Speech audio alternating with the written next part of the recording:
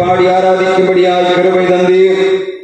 கர்த்தாவே, உம்முடைய வார்த்தையை வாசிக்கும்படியாக கேட்கும்படியாக எங்களுக்கு கிருபை தந்தீர். உம்முடைய வார்த்தையின் வெளிச்சத்தை தந்து அனுப்புவீராக. உம்முடைய வார்த்தை ஆவியாயும் ஜீவனாயும் இருக்கிறது.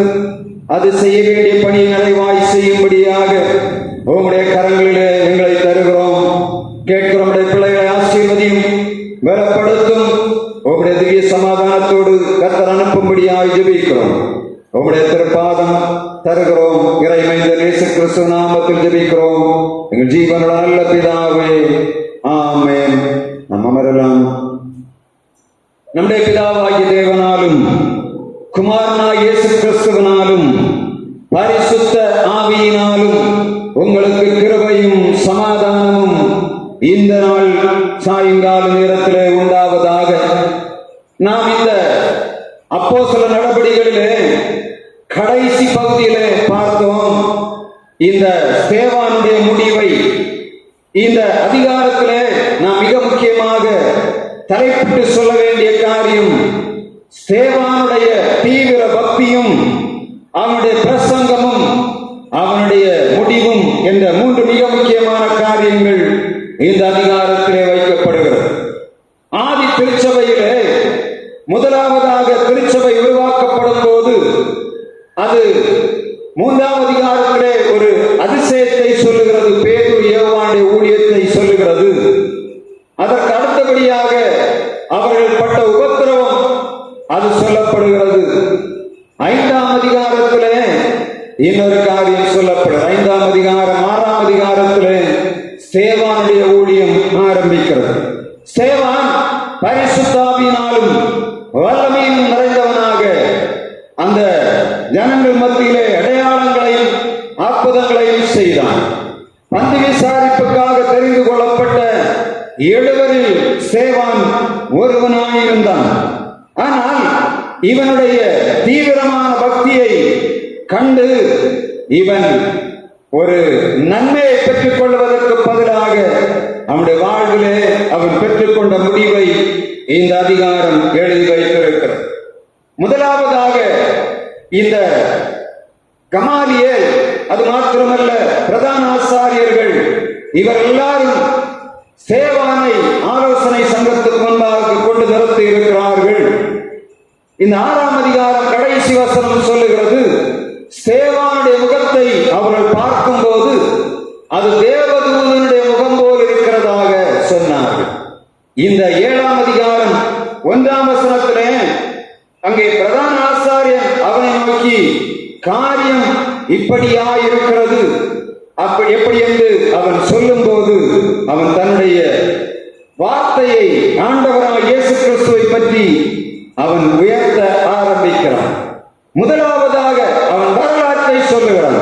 வரலாற்றிலே ஆபிரகாம் முதலாவது என்ன செய்தான் என்று சொல்லி ஆரம்பிக்கிறார். அப்போஸ்தலர் 7ஆம் அதிகாரம் 2ஆம் வசனத்திலே அவர் முதலாவதாக நியாய பிரமாணத்தின் ஆரம்பத்துக்கு முன்பிருந்தே வரலாறை ஆரம்பிக்கிறார்.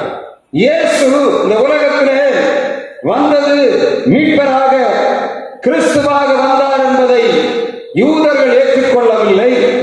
அன்னா காய்பா பிரதான ஆசாரியர்கள் ஏற்றுக்கொள்ளவில்லை. எனவே அவன் முதலாவதாக நியாய பிரமாணத்துக்கு முன்பிருந்தே, அந்த நியாய பிரமாண தொடக்க காலத்திலிருந்தே அவன் தன்னுடைய பிரசங்கத்தை ஆரம்பிக்க வேண்டியதாக இருந்தது. மிக ரத்ன சுருக்கமாக 52 வசனங்களிலே அவன் இவைகளை முடித்திருக்கிறான். மொத்த வேதத்தின் கருப்பொருளை இயேசு கிறிஸ்து வரை ஆபிரகாமில் இருந்து அவன் மொத்தம் இந்த 7ஆம் அதிகாரம் 60 வசனங்களிலே அவைகளை முடித்திருக்கிறான்.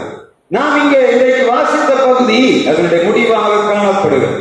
இந்த 60 வசனத்திலே அவன் கொடுத்த மிக முக்கியமான காரியங்களிலே 3 பிரதானமான வரலாறை அவன் சொல்கிறான். இயேசு கிறிஸ்து நியாயப்பிரமாணத்து நிறைவேறுதலாக வந்தார். அதற்கு முன்பாக அவர் ஆபிரகாமின் சந்ததியிலே இருந்து அவன் ஆரம்பிக்கிறதை பார்க்க முடியும். ஆபிரகாம் யார்? விசுவாசிகளின் தகப்பன்.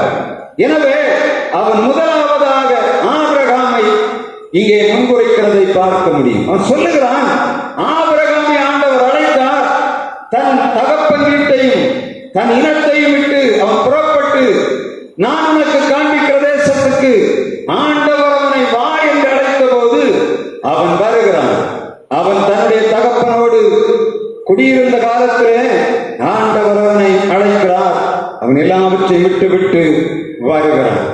இங்கே ஆபிரகாம் ஆதியாகமம் 15ஆம் அதிகாரத்திலே பலி செலுத்துகிறான். பலி செலுத்தும் போது அங்கே ஒரு காரியம் நடக்கிறது. இவன் பலி செலுத்தும் போது அயர்ந்து தூங்கி விடுகிறான். இந்த நேரத்திலே ஆண்டவர் வருகிறார். இருண்ட நேரத்திலே பலி செலுத்துவதற்கு முன்பாகவே இவன் தூங்கி விடுகிறான். பகலில் என்ன தவறு பண்ணினான் என்று தெரியவில்லை. பலி செலுத்த வேண்டிய முறையை சரியாக அவன் செய்யவில்லை. கர்த்தர் வரவில்லை. இருள் வந்த உடனே இவனுக்கு பயம் வந்து விட்டது. இப்பொழுது ஆண்டவர் சொல்லுகிறார், உன் சந்ததியார் உன்னுடையவர் அல்லாத ஒரு தேசத்திலே 400 வருடங்கள் அடிமைத்தனத்துக்குள் இருப்பார்கள். ஆனால் இந்த 400 வருடம் முடிவிலே அவர்கள் மீட்கப்படுவார்கள். அப்படியானால் அடிமைத்தனத்தை ஆபிரகாமுக்கு வாக்கு கொடுக்கிறான். இரண்டாவதாக அங்கே யோசேப்பை அவன் கூப்பிடுகிறதை காணும். யார் அவன்? யோசேப்பின் மூலமாக இஸ்ரவேல் ஜனங்கள் அடிமைத்தனத்துக்கு போகிறார்கள். இங்கே கானான் தேசத்திலே பஞ்சம் வருகிறது.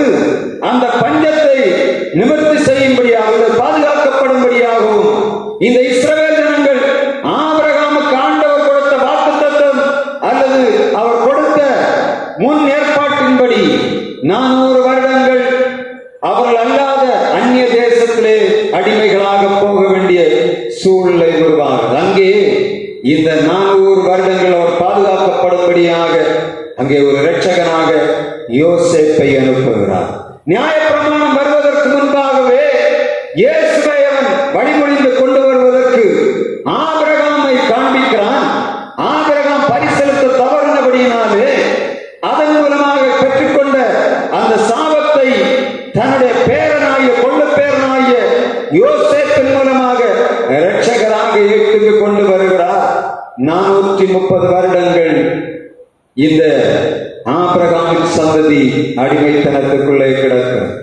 அடுத்ததாக அதை விடுதலையாக்கும்படியாக நியாய பிரமாணத்தை கொடுக்கும்படியாக கண்ணுக்கு கண் பல்லுக்கு